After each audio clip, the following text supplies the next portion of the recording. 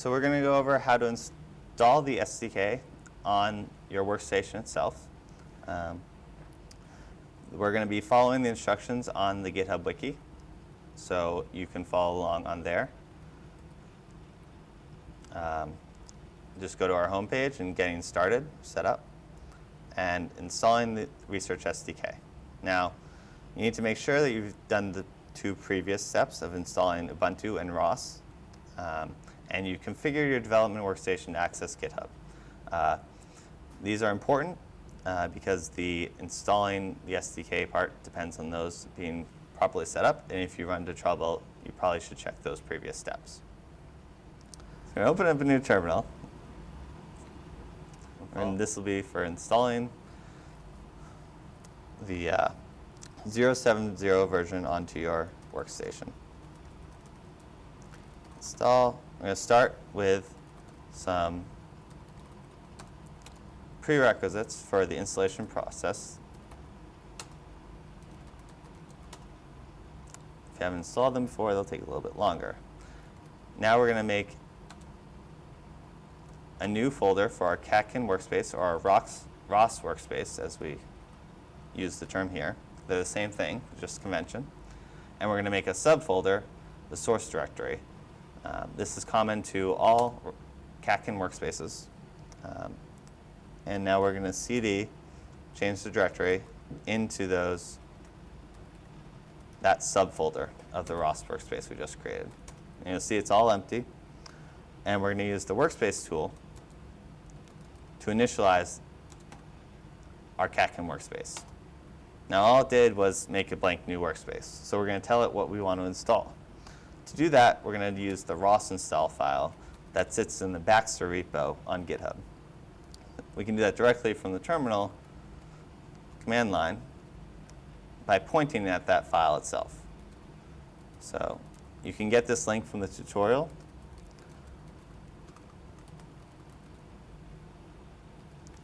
Or by going to the repository itself.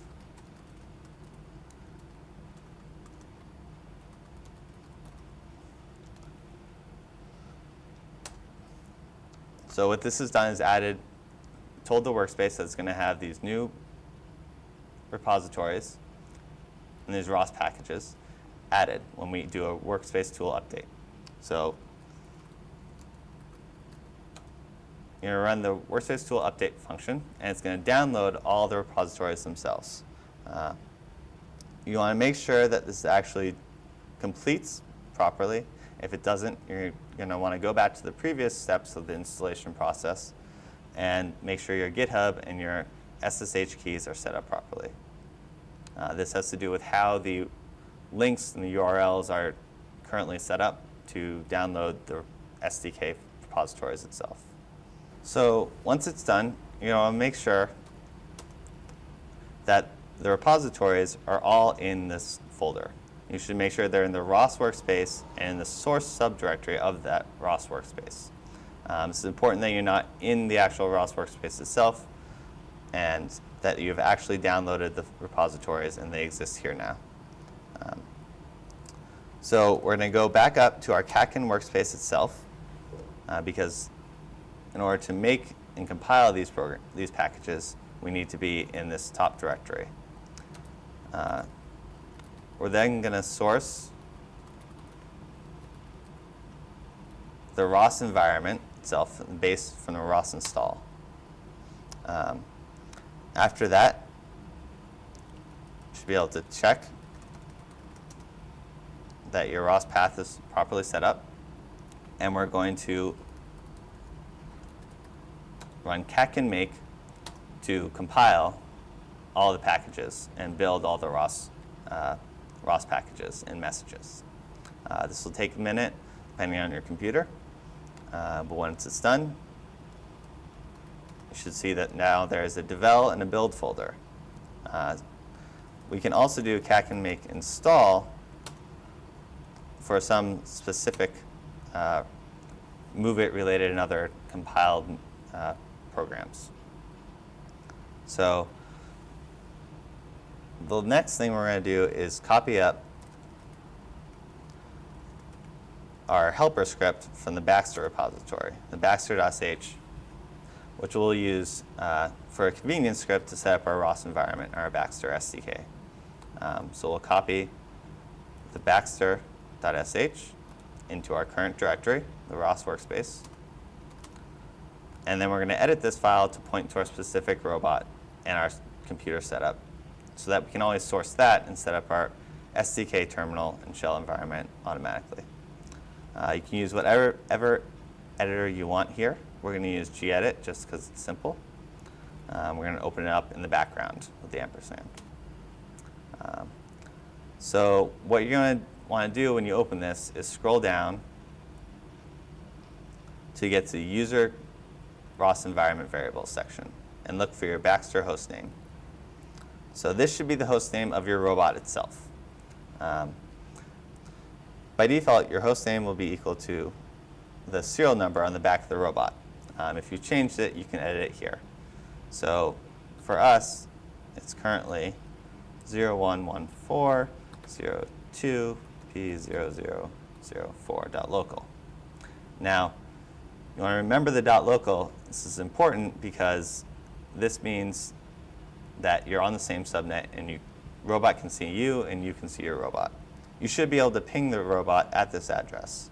So if we go back to our terminal, we can see ping 011402P004.local, and we get a response. So we know we're all set up. The second thing we're going to do is set up our IP address. Now, to find that, you can either use the network manager or you can use ifconfig. You want to make sure that you check the interface, the network interface, and that you find the proper one. So we're connected to our robot over our Ethernet port. So we're going to use this IP address. So we're going to copy that and paste it inside the quotes. Now, it's very important that you use either your IP address or your hostname. You do not have both of them set. The only qualification with using your IP address is if your IP address changes, you're going to want to change this value. Now we're going to save it.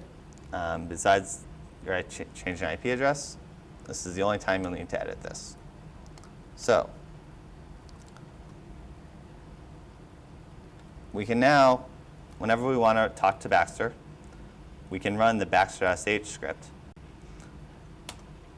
and it'll automatically set up our ROS environment. And we call this the SDK environment, or shell. You can tell you're pointing to your robot over here, and this is the ROS master URI. You can also tell that all your ROS environment variables have been set up by searching for ROS.